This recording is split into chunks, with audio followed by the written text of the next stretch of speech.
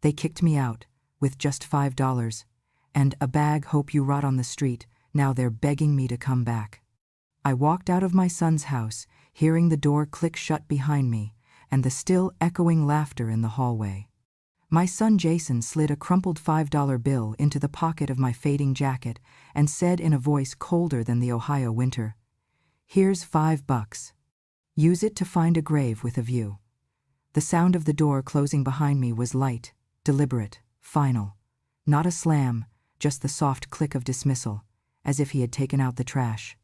Lauren stood behind him, arms folded, eyes fixed on the floor. I waited for a word, a breath of guilt. There was nothing. The air was cold, and I could hear my own breath louder than their silence. I looked down at the crumpled bill in my hand. $5. That was what 37 years of motherhood and sacrifice were worth. I could still feel the warmth of his fingers pressing it into my coat pocket, like a brand. The world didn't tilt or shatter, it just shrank. If you feel justice deserves celebration, smash that hype button. Let us keep stories like this alive, echoing far, far away. Your support helps us bring understanding and love to those who deserve it. Thank you so much. Keep listening. I walked away with a small canvas bag over my shoulder. Inside were 3 worn dresses, my last medical results, and a pair of glasses with one loose arm. That was all I had left from a lifetime of giving. Every step down that driveway felt like a page being torn out of my life. I didn't cry, not because I was strong, but because I was hollow. A year before, I sold my small house, the only thing my late husband and I ever owned, to save Jason's company after the pandemic. The bank had refused to lend him another cent. He came to me, shaking, saying, "Mom, I'll lose everything." I didn't hesitate. I handed him the check from the sale of my home and said, "Then don't." I didn't ask for papers or promises. I trusted my son. He said it would be temporary, that he'd build it back and buy me a little apartment when things turned around. But once the company started to recover, Lauren's tone changed. She began to speak of me as if I were an old debt that refused to die. She said, "Your mother's holding us back, Jason. You'll never have peace while she's hanging around here." Lauren never forgave me for something I didn't even do. She believed I'd helped Jason leave his first wife, a woman she said he truly loved. That marriage had been drowning long before I said a word, but in Lauren's eyes, I was the witch who broke it apart. The day she moved into my home, she called it her space, not ours. She changed the locks on the study where my husband's books were still lined up, saying, "It's better this way. The past only clutters things." I started feeling invisible in my own home. My coffee cup disappeared from the cabinet. My seat at the table became extra. When guests came, Lauren introduced me as Jason's mom. "She's staying with us for now." Staying. As though I had just dropped by and overstayed my welcome. One night, I overheard them talking in the kitchen. Lauren's voice was sharp, soaked in irritation. "She's just a warm body with a name on a will. We just need to keep her breathing until the paperwork clears." And Jason, my son, the same boy who used to beg me for one more bedtime story, laughed and said, "She's one flu away from solving all our problems." That was the night I packed my things. I didn't say goodbye. I couldn't. When morning came, they were waiting for me by the door, Lauren holding it open with that smirk she saved for people she thought beneath her. Jason gave me the $5. That was their version of closure. I stood there, staring at the house I'd paid for, the life I'd built. Every window glared back at me like an accusation. I wanted to ask him if he remembered who bought his first car, who paid for his braces, who worked double shifts when his father got sick. But the words wouldn't come. Pride, grief, and disbelief tangled in my throat. So I walked. The driveway felt longer than it ever had before.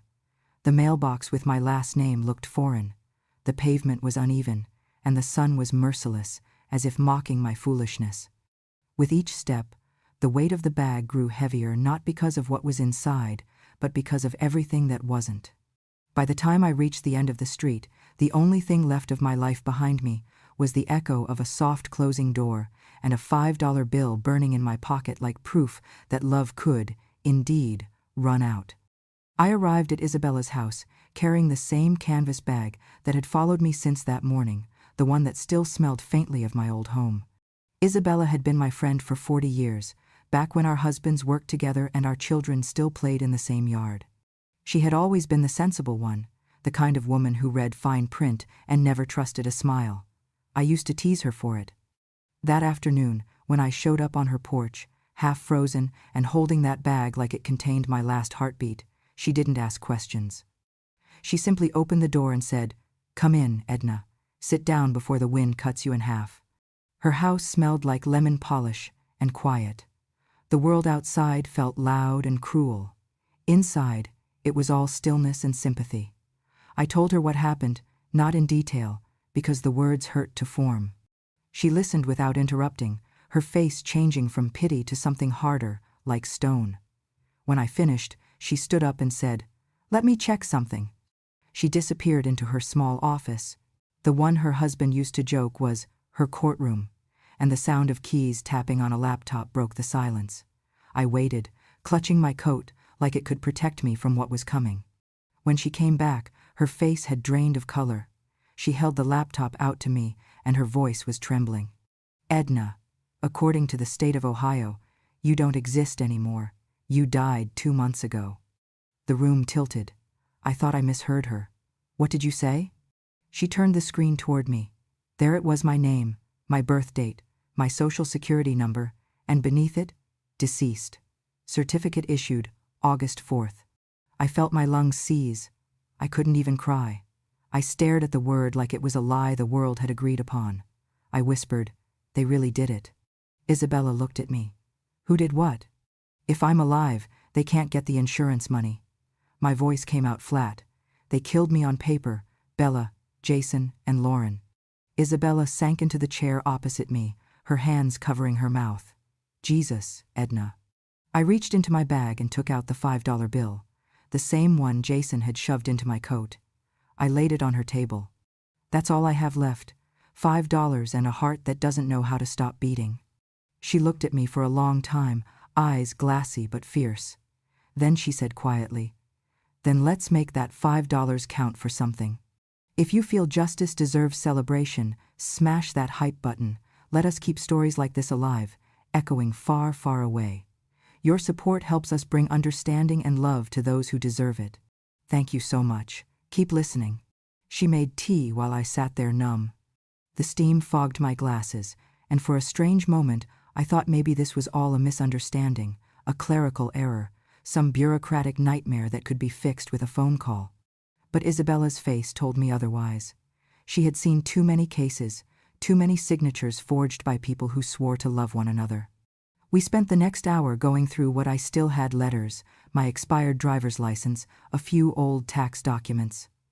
Everything pointed to one truth. On paper, Edna Marie no longer existed. There would be no pension, no health insurance, no access to the bank account I had shared with my late husband. Even my own doctor wouldn't see me if I tried to make an appointment, because the system now recognized me as dead. "Do you understand what this means?" Isabella said. "They've stolen your identity, your rights, your very existence, and they'll get away with it unless we act fast." I nodded, still stunned. "I'm already dead to them, Bella. They just made it official." She leaned forward. "You can't give up. We're going to get proof. You may be dead on paper, but you're still breathing in my living room." That night, she gave me a small room at the back of her house. It used to belong to her daughter, long gone to California. There was a single bed, a lamp, and a window that faced the alley. I sat on that bed staring at my hands for a long time, tracing the lines on my palms like they could tell me who I was. I thought of Jason as a boy, how he used to draw his hand over mine and laugh about how small his fingers were compared to mine. I wondered when he stopped seeing me as a mother and started seeing me as an obstacle. Maybe it happened the day money became his god. Or maybe it started long before, when he realized love was the one currency I never made him pay for. In the middle of the night, I heard Isabella on the phone in the other room, speaking in her sharp lawyer tone, the voice that used to make grown men nervous. She was asking for access to legal archives, mentioning fraud and identity theft. I wanted to tell her to stop, that it wasn't worth it, that I didn't want her dragged into my mess. But I stayed quiet. For the first time in years, Someone was fighting for me, and I couldn't bear to stop it. I barely slept. Every time I closed my eyes, I saw the death certificate with my name on it.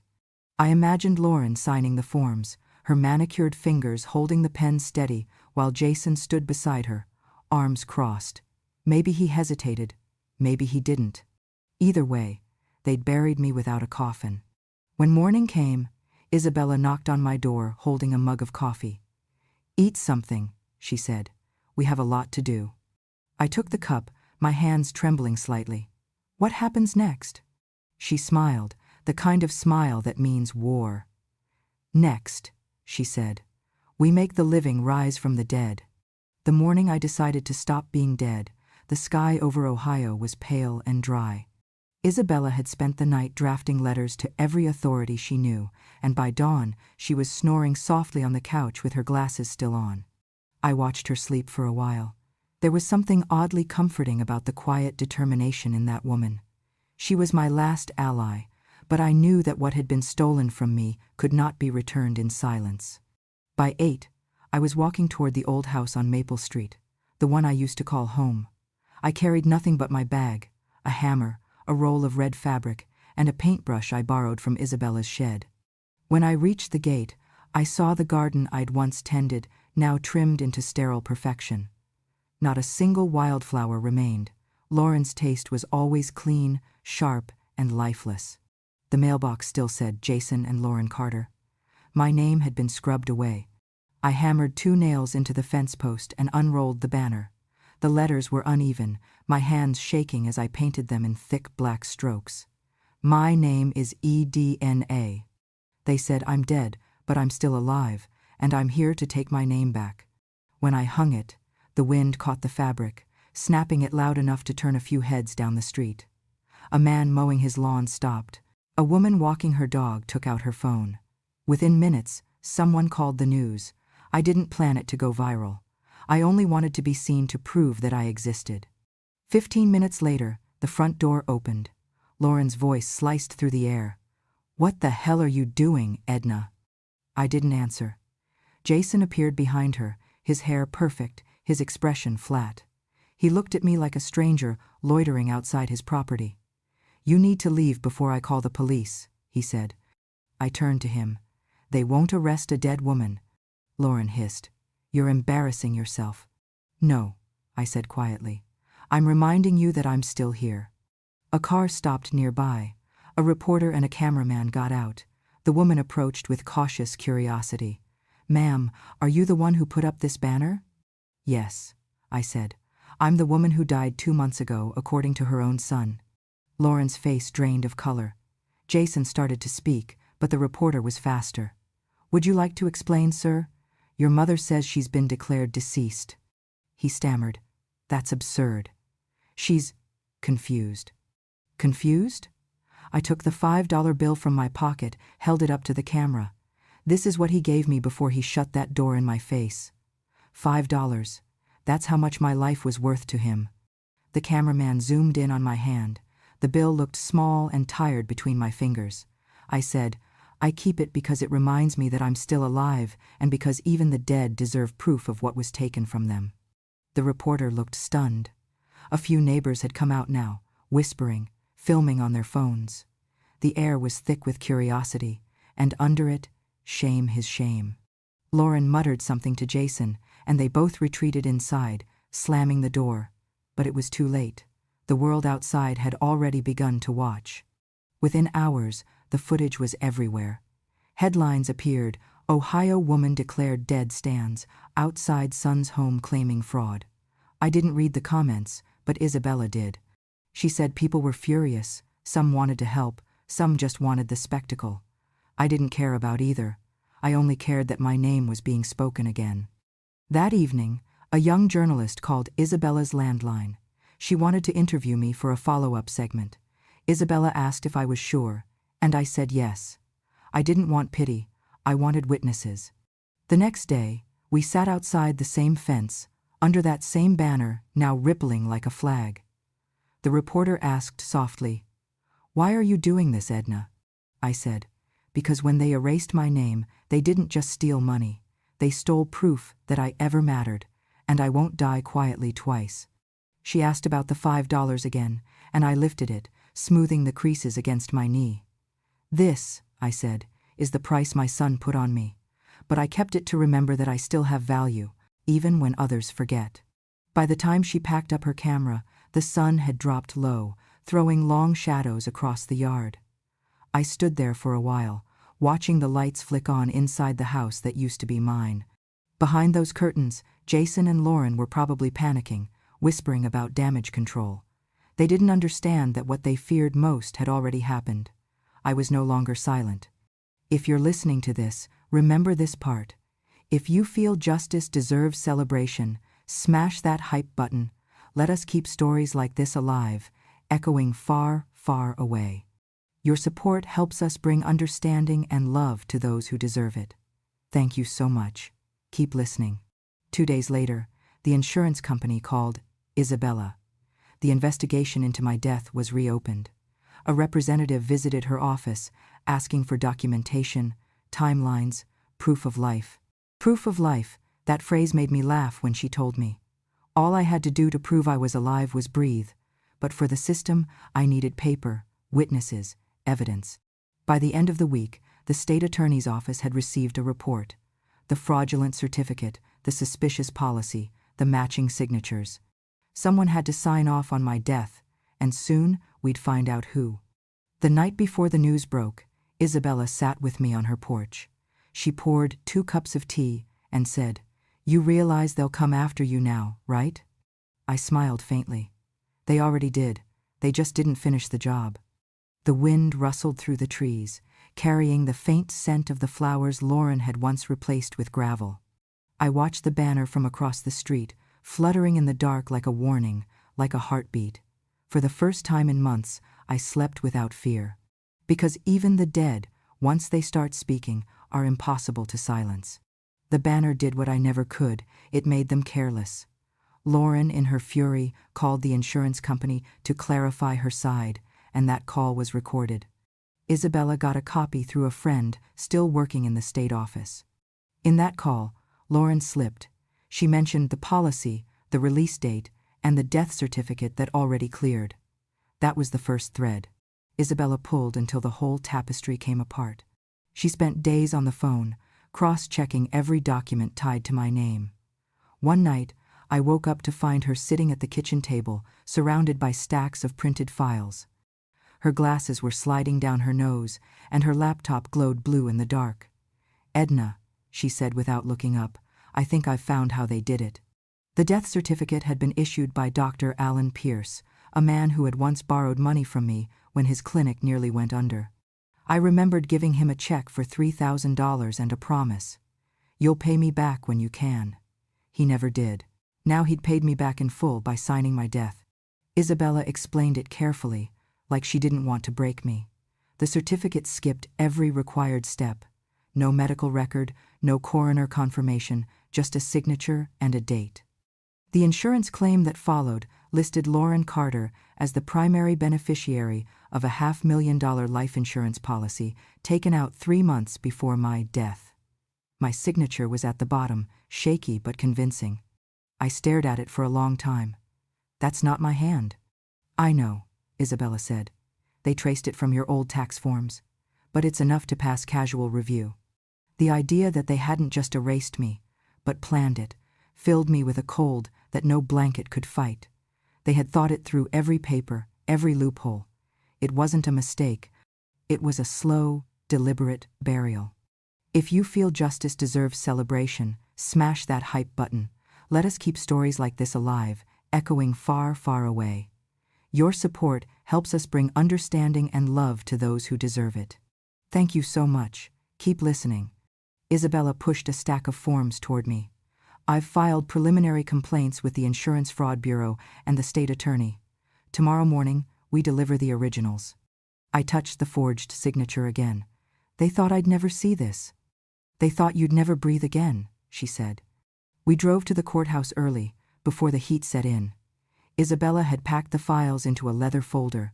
I sat beside her in silence, the $5 bill folded neatly inside my palm. When we walked through security, The guard looked at me twice. "You look familiar," he said. Isabella smiled and replied, "She should. She's back from the dead." In the office of the state attorney, a young clerk took our statement. Isabella spoke first, calm and clear. She explained how my son and daughter-in-law had declared me deceased, how a compromised doctor had signed off, and how the policy money had been waiting in escrow. The clerk's eyes widened with each word. When he asked for identification, Isabella handed over the printed death certificate. "Here's her ID," she said. "Apparently, she's dead. But as you can see, she's sitting right here." He looked at me, speechless. I smiled politely. I make a poor corpse. The meeting lasted hours. By the end, the attorney himself came in to shake my hand and said, "Mrs. Carter, this case is going to shake some people. Are you ready for that?" I said, "I was raised in Ohio winters. I can handle a little shaking." That night, back at Isabella's, the relief hit us both. She poured 2 glasses of wine, cheap but celebratory, and we sat on the porch, watching the sun fade behind the rooftops. "You know," she said, "this could go national. Once the fraud team moves, Jason and Lauren will be in headlines before week's end." I didn't smile. "It's not the fame I want, Bella. I just want my name to mean something again." She nodded. "It will. They killed you on paper, Edna. Now you're going to live again through truth." We toasted to that, 2 women on a porch, holding the night like armor. Somewhere inside the house, the phone rang. Isabella answered, listened, then covered the receiver. "That was the investigator," she said. "They're issuing subpoenas. Tomorrow." The word settled in my chest, like the first clean breath after drowning. Tomorrow, the day my killers would finally feel the living weight of the woman they'd tried to erase. It was nearly midnight when the noise began. A thud, first dull, rhythmic, then a metallic scrape, like someone testing the lock. My small room behind Isabella's house had 1 window and 1 door, both old, both easy to break. I sat up in bed, the air suddenly too thin to breathe. For a moment, I thought it might be the wind. Then I heard the whisper of shoes against gravel. The doorknob rattled, slow and deliberate. My heart began to drum in my ears. I reached for my phone, but my fingers wouldn't work fast enough. The knob twisted again, harder this time. Then came the bang. Whoever it was, they weren't trying to be quiet anymore. "Isabella!" I tried to shout, but my voice cracked. Another bang, this one loud enough to make the hinges shudder. My legs moved before my mind caught up. I grabbed the lamp from the nightstand and stood by the window, ready to swing it if I had to. The door gave 1 final hit before footsteps retreated down the path, fast, uneven, panicked. A minute later, I heard Isabella's voice from the hallway, calling my name. When she opened the door, I was still holding the lamp like a weapon. "Someone was here," I said, my voice shaking. She ran outside while I stood frozen. I could hear her shouting to a neighbor across the alley. The man next door came out with his phone, filming the figure disappearing into the darkness. That video hit the local news before morning.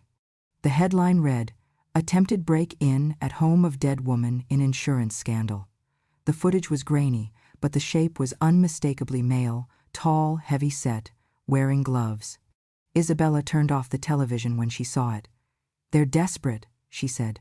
"Desperate people make stupid choices." The police came that afternoon.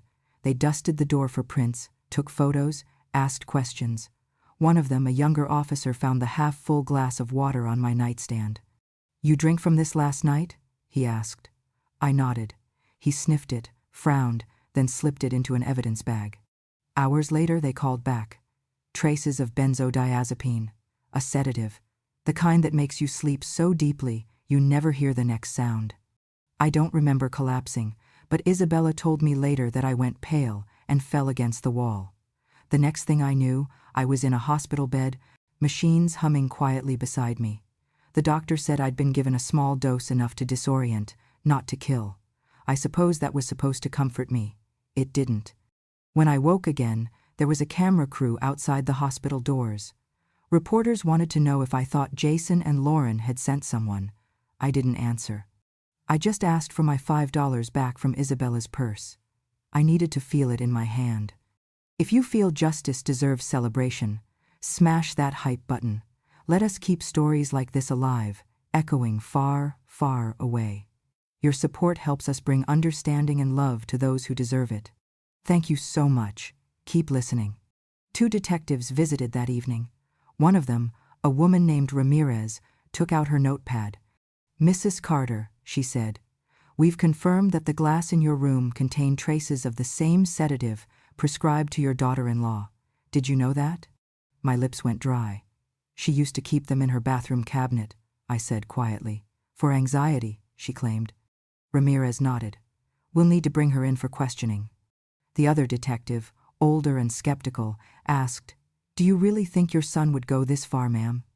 I turned my head toward the window, where the night outside looked endless and black. "You tell me, detective, how far would you go to protect $500,000? The next morning, my story was everywhere again, only now, it wasn't about fraud. It was about attempted murder. Woman declared dead, nearly killed in real life. That was the headline. For once, people didn't laugh or doubt. They rallied. Strangers sent letters, prayers, even money I didn't want. The hospital staff treated me like some kind of ghost who refused to leave. When Isabella came to visit, she was furious not at the press, but at herself. "I should have put better locks," she said. "I should have stayed up." "It's not your fault," I told her. "They've already buried their conscience. Locks can't stop that." She sat down beside the bed and took my hand. "You know what this means, right? They're scared. That's why they're acting out. And scared people make mistakes." I looked at the ceiling, at the sterile lights above me. "They already made the mistake," I said. "They thought killing me once was enough." For a long while, neither of us spoke. The heart monitor beeped steadily beside me, a reminder that no matter what they'd done on paper or what they'd tried to do in the dark, I was still here breathing, watching, waiting. The next day, Detective Ramirez called Isabella. "We've opened a full investigation," she said. "We have reason to believe the same doctor who signed the false death certificate also prescribed the sedatives under Lauren's name." Isabella looked at me after hanging up. "They're done, Edna," she whispered. "They just don't know it yet." I leaned back against the pillow, closing my eyes for a moment. The IV line tugged at my skin, but I barely felt it.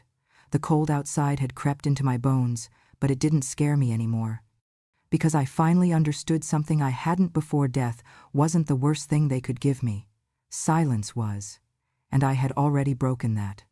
When the nurses came in to check on me later, I asked them to open the window a little. The night air slipped in, sharp and clean. Somewhere in the hallway, the TV played the evening news. They were showing the video of the man running from my door again, the words flashing beneath. "Authorities suspect link to insurance fraud case." I smiled faintly. Justice wasn't quick, but it was moving, and this time it was on my side. The courthouse was colder than any grave.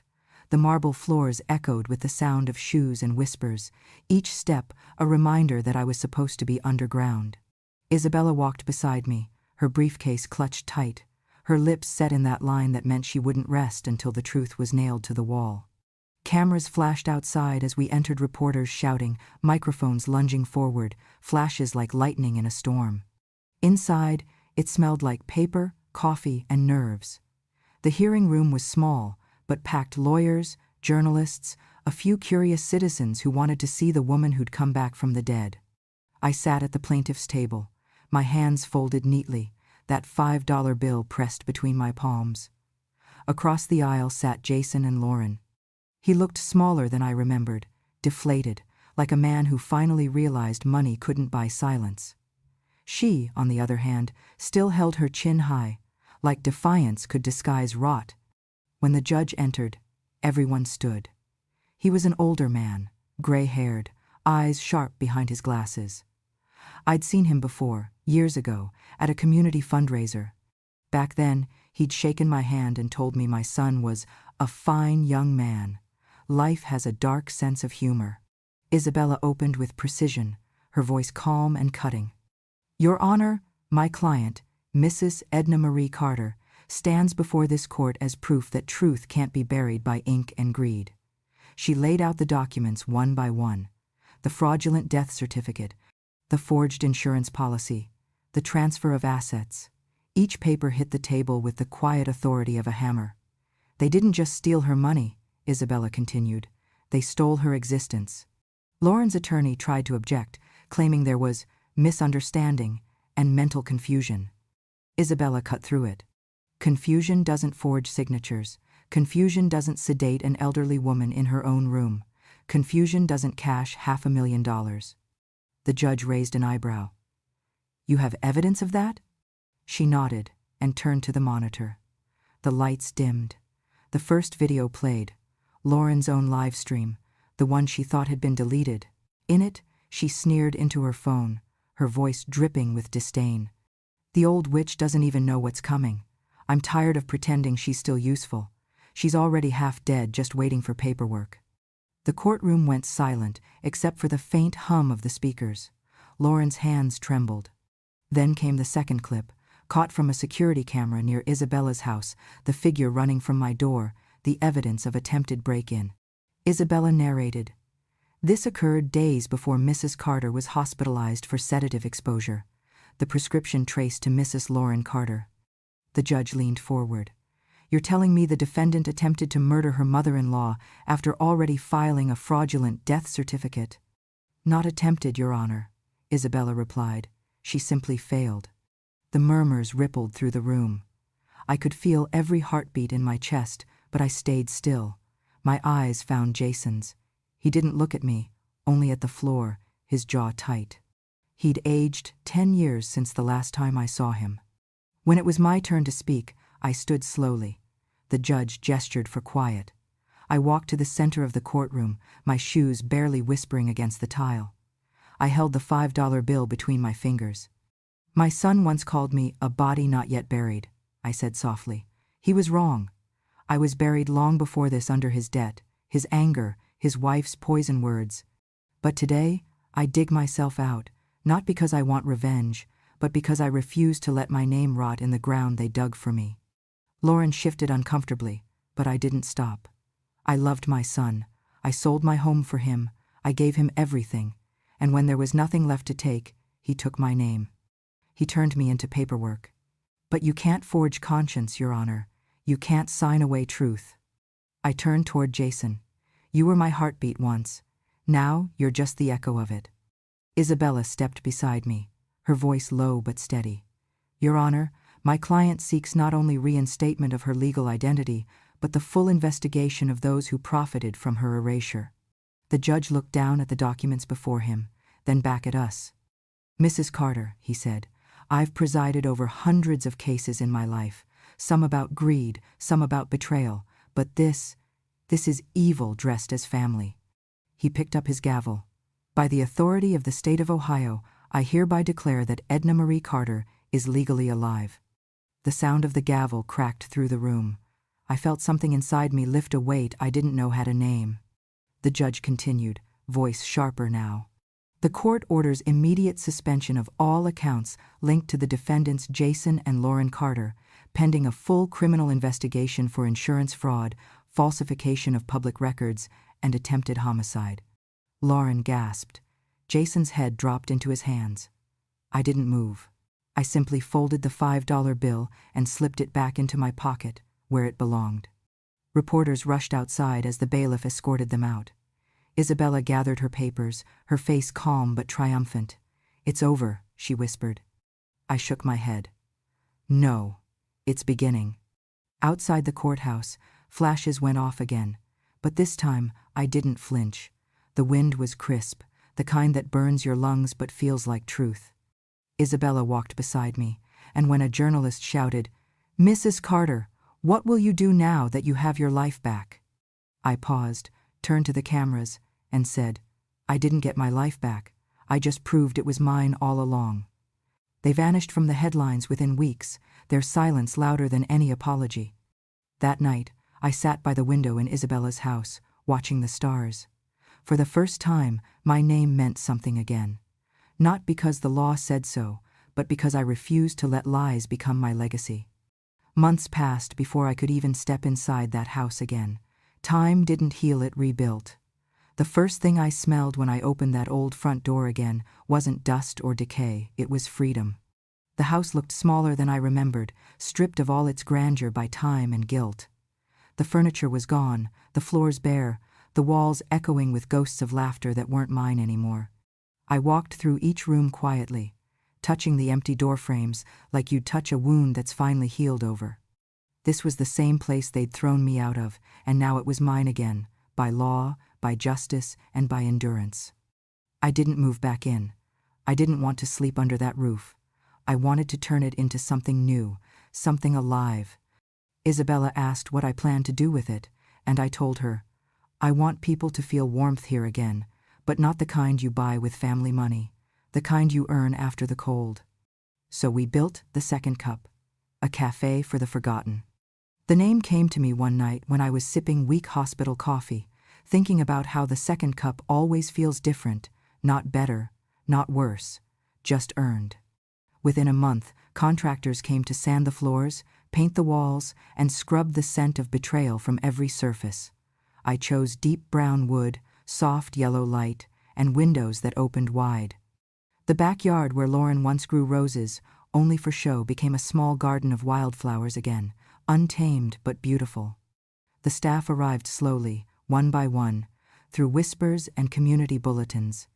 Every woman who walked through that door carried her own kind of grief. There was Lorraine, the woman who had shared a half sandwich with me at a bus station on the night I first left home. She'd been abandoned by her children after her husband died. Now she stood behind the counter in a neat apron, head held high. There was Mabel, who'd spent 20 years caring for her husband only to be pushed aside when he remarried at 72. There was Ruth, who hadn't spoken to anyone in months until she poured her first cup here and said, "Smells like life again." We paid everyone fairly, not out of pity but out of principle. The cafe became a place where age wasn't a burden, it was a badge. Customers came in for the coffee, but they stayed for the stories. On the counter, in a small glass frame, sat the $5 bill, flattened, preserved, a relic and a lesson. Beneath it, a printed card read, "I started again with this. If you're sitting here today, you can too." People asked me about it often. I told them the truth. My son gave it to me the day he decided I wasn't worth keeping. But that $5 bought something bigger than his house, bigger than his shame. It bought my beginning. Sometimes I'd catch Lorraine polishing the frame gently, whispering to it like it was a prayer. "You showed them, didn't you, Edna?" she'd say, and I'd smile, not proudly, peacefully. "If you feel justice deserves celebration, smash that hype button. Let us keep stories like this alive, echoing far, far away. Your support helps us bring understanding and love to those who deserve it. Thank you so much. Keep listening." We hosted free coffee mornings every Friday for anyone over 60. No ID checks, no questions, just warmth. Some came with wheelchairs, some with old grief. They all left a little lighter. One woman, Irene, came in crying because her family had moved her out of her own home into a small room to make space. She told me, "They said I take up too much air." I handed her a cup of dark roast and said, "Take all you need, it's free here." By winter, the Second Cup had become something the local paper called a refuge brewed in resilience. I didn't care for the poetry of it, but I liked the truth underneath. People needed proof that we, the old, the dismissed, the invisible, still had something to build. One afternoon, Isabella came in wearing her sharp gray coat, the same one she wore in court. She looked around, smiling. "You did it, Edna." I shook my head. "We did. You gave me back my name. I just put it above a door." She laughed, and I poured her a coffee, strong and simple.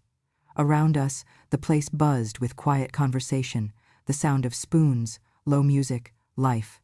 Before she left, Isabella looked up at the framed $5 bill and said softly, "You should know they froze every one of their accounts today. It's official." I didn't flinch, didn't smile. "Good," I said. "Now maybe they'll learn the value of $5 too." That night, after everyone left, I locked up alone.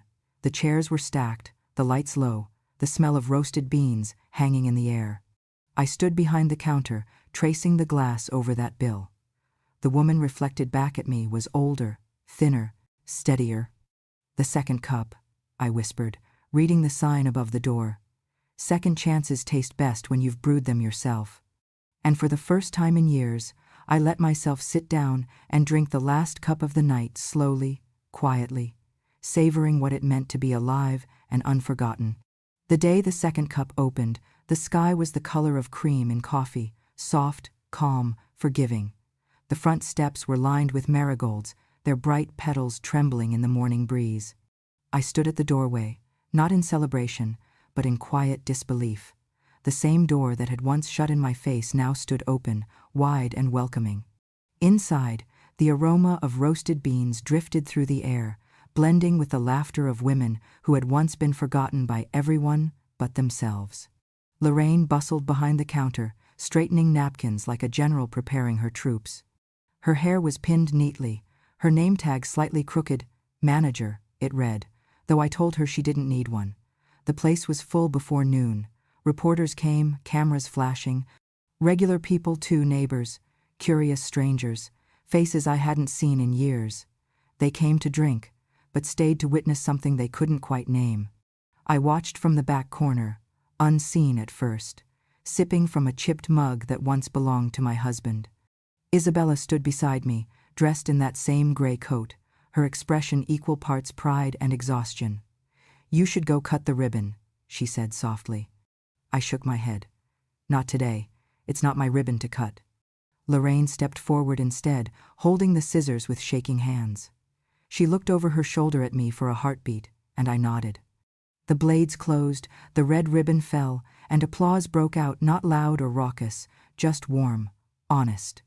The kind that feels like sunlight.